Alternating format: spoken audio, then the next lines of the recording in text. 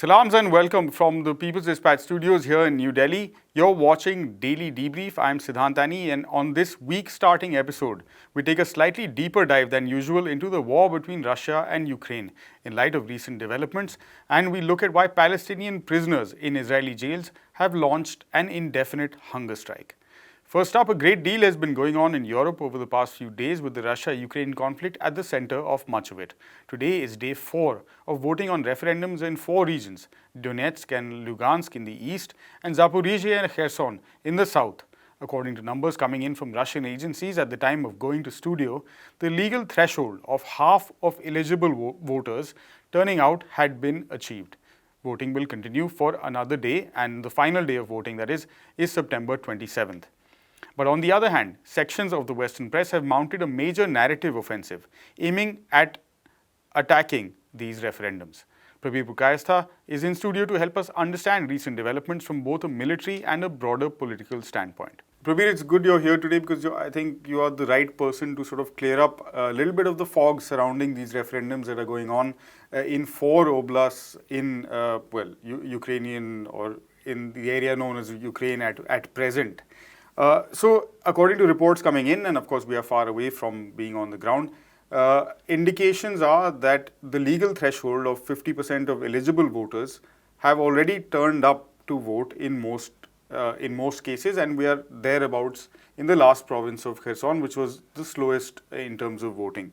What do we make of this kind of turnout, and what is the larger impact that these referendums will have once we know the results? It's of course only day 3 of 5 days of voting today, so some way to go still. Yeah, if we look at what already is being reported, and we have to assume that this is the trend that is going to also continue, it's very clear that the legal threshold that Russia had declared as what will be considered a legal referendum will be crossed. And it will be more than 50% in all the 4 provinces. In 2 of them, it's actually already over 70%. In the other 2, Kherson and Zaporozhye, it is very close. One is very close to 50%, the other has crossed 50%.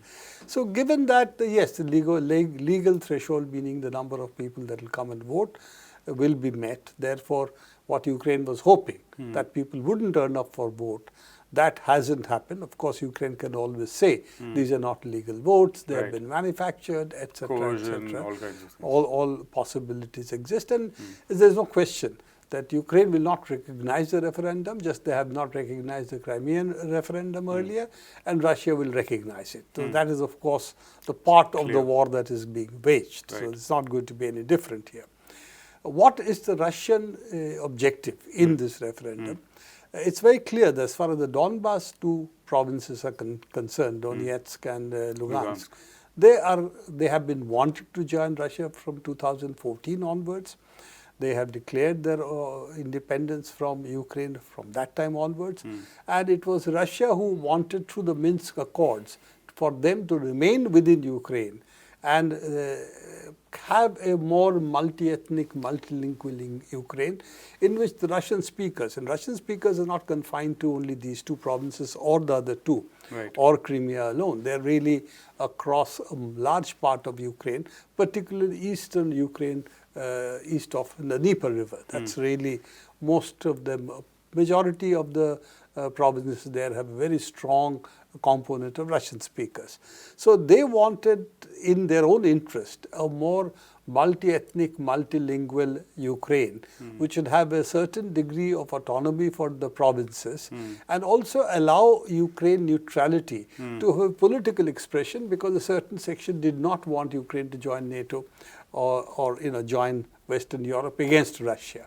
So given that, they really wanted Minsk Accords to work, because that would have given Donbass region as a counterpoint to Western Ukraine.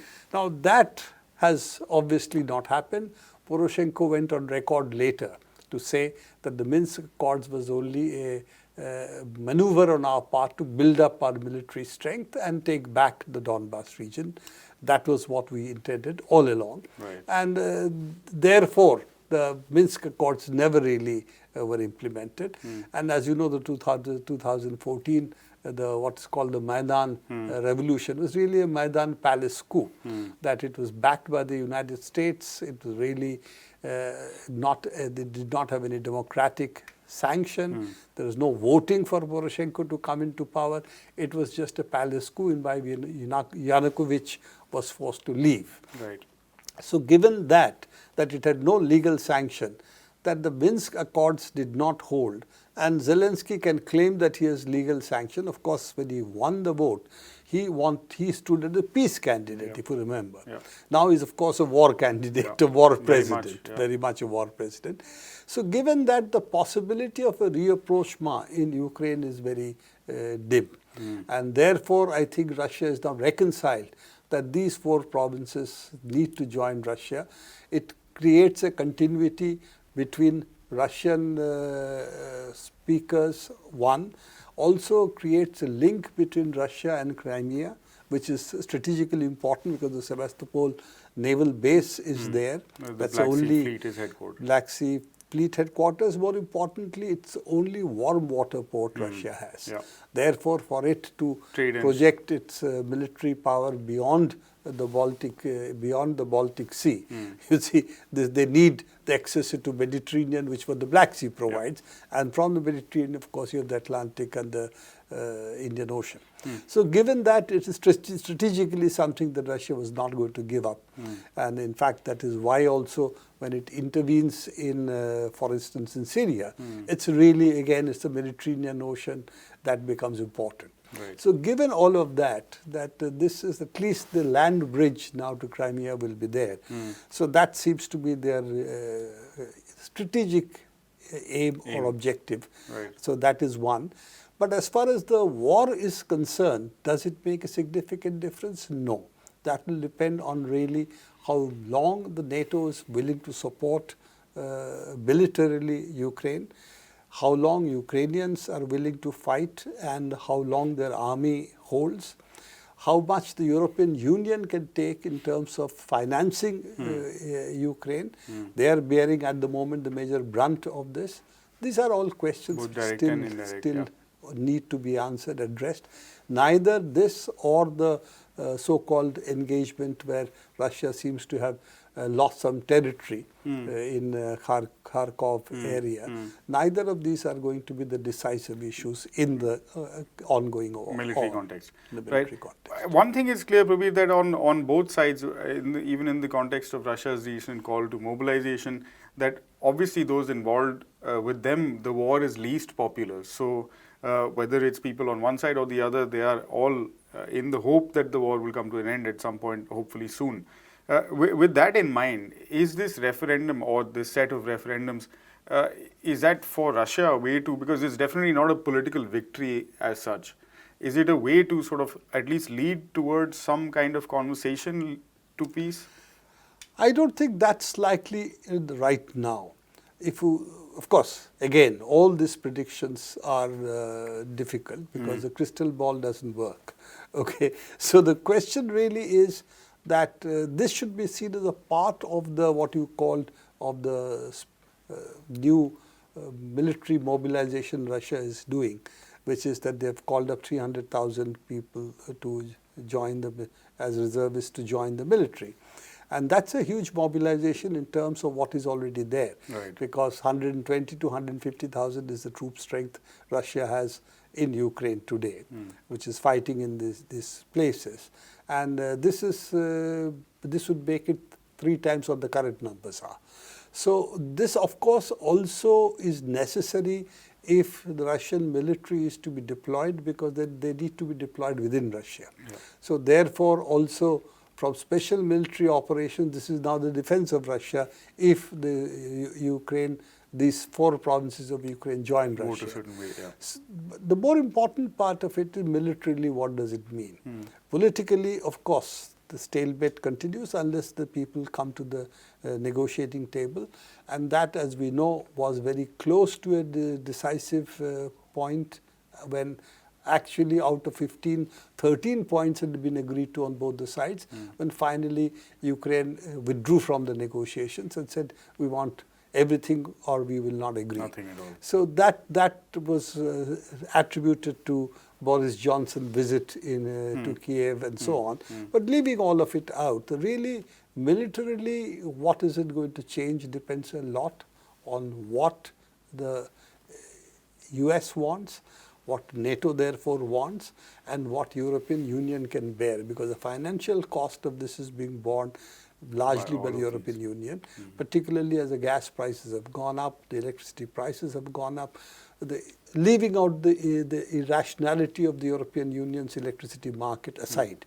So the Europeans are paying, the European Union is paying a very heavy price for this war. Now, to what extent they will support or not support Ukraine is going to decide what Ukraine is going to do.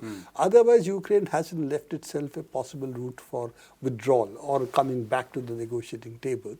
And therefore, Russia's immediate objective seems to be to degrade Ukraine's military forces. Now, they have made a lot of hoo-ha about some territory they have taken in Kharkov. The reality is it's only 1% of the territory Russia has occupied. So in effective terms, it doesn't mean anything. It's just that Russia didn't think it strategically important. It was lightly held. They attacked it. Seems to be intelligence from satellite reconnaissance that the United States routinely does. At least that's what the US papers say. Right. So given that, they occupied some territory over there. Militarily doesn't mean anything because Russia's objective is not territory at the moment. Russia's objective at the moment is to really degrade the Ukraine's military forces and also weaken NATO.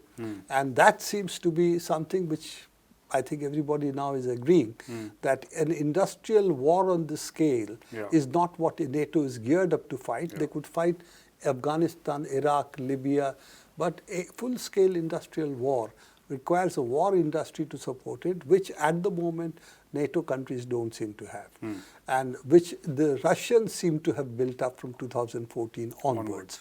So given that, I think a lot of it will depend ultimately what happens this winter, both militarily and politically. Right.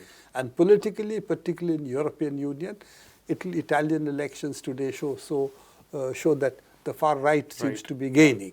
And what they will do is again an open question. So I think the European Union, NATO will depend on the winter, what happens there. And it's the economy that will determine a lot of it.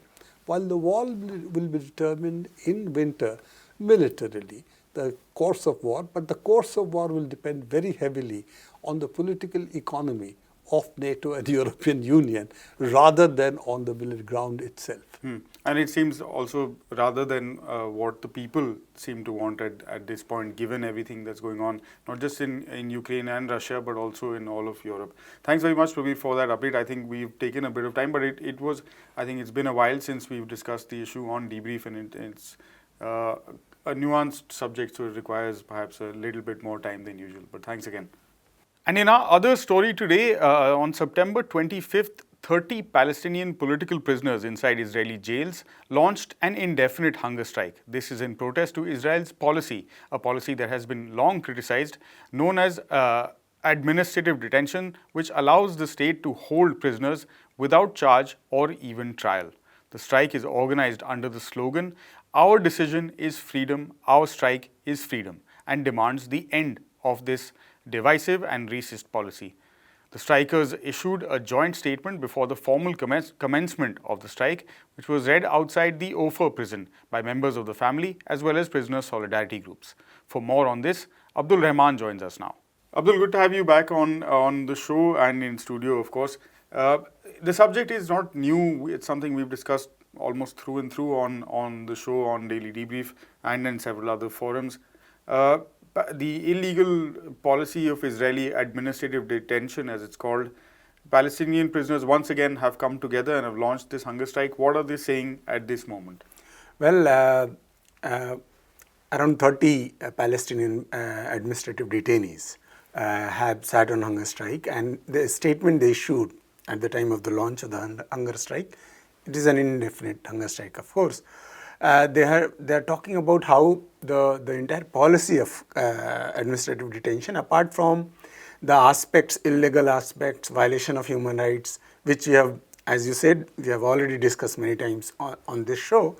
Apart from that, they are also talking about a aspect of collective punishment, which has become a part of basically whether intended or unintended, this has become a part of it because the uncertainty this particular policy creates about the period of the detention, about the charges they are facing, about the trial, whether it will happen, when it will happen, and what will be the result of it.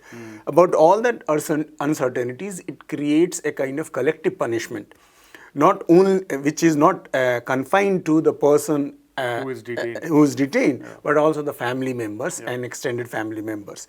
They have very rightly pointed out that how they have not been able to, those who are under detention for extended period, because we know that 6 months, then 6 months can be extended as many times as Israelis want to, and the courts, which basically play a significant role after the first round if there is an extension required, and they are very much willing to oblige the Israeli security forces.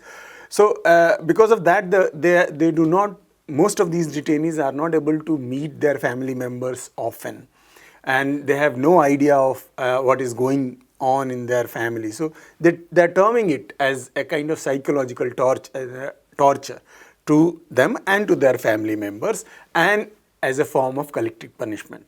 So that is a kind of addition to the existing arguments of its illegality and violation of the prisoners, which is, of course, is a fact. Right. So that this time, this is, we can say, is addition, and it is expected that more and more detainees will around 700 plus detainees are there, will be joining the hunger strike. Right. It is an aspect also that I'm sure prison authorities or those who have devised this policy would have been certain of, would be, if, like you said, if not the direct result, but an offshoot of it would be obviously the impact that's felt by the wider Palestinian community. So given that now it has been voiced, or in exact words they are saying what you, is it likely to have, or what sort of, has it had any immediate reaction from the Israeli side? Well, Israelis have always defended this policy, claiming that they have secret evidence which cannot be revealed. Some peculiar argument about security is given, and therefore they say that the detention, this kind of detention, is justified. In international law, as we know, this is not permitted. Only during the emergency, state governments are allowed to, state and governments are allowed to use such policies, but otherwise it is not considered legal. But still Israelis have a justification for it. And in fact, despite the fact that there is a widespread criticism, there has been numerous hunger strikes. Khalil Awafde's hunger strike, which went on for more than 160 days. Then there had been previous cases of hunger strikes, individual hunger strikes for 140 days, 150 days before. Despite all those hunger strikes, collective hunger strikes, one-day hunger strikes, criticism by Amnesty International and other human rights groups, both within Palestine and outside it. Some of these human rights groups have even called it a part of a kind of one of the reasons why we call Israeli occupation an apartheid system. So despite all the severe criticism, Israelis have in fact increased the number of administrative detentions. As per the Adamir, which works with the Palestinian prisoners, within this year, so far 9 months, more than 1,500 administrative detention orders have been issued by the Israeli security forces and the administration, which is higher than the previous year. And as per their data, from 2017 to 2021, within those 4-5 years, more than 5,700 administrative detention orders had been issued. So if you just compare, from within a year, the number have almost doubled, if you just divide it in that way. And by the way, before 2017, the numbers were much lesser. Lower. Yeah, so it means despite the criticism, Israeli administration, Israeli security forces do not pay any attention to criticism which has been voiced by not only the international human rights agencies but also the UN. Many human rights reporters have called about this policy, criticize this policy. So I don't think there is any impact on the Israeli security forces, but at least there are certain immediate reliefs to the individual prisoners concerned. In the case of Khalil Awabde, we saw that Israeli administration was forced to agree for his release. Maybe similar things may happen in this case some cases as well. at least. All right. Thanks very much for that update, Abdul. That's all we have on this episode of Daily Debrief. From Abdul, myself, and the entire team here at People's Dispatch, thanks very much for watching. As always, for more details on these stories and all of the work we do, head over to our website, peoplesdispatch.org, and don't forget to give us a follow on the social media platform of your choice. We wish you a good week coming up, and we'll be back again, same time, same place tomorrow.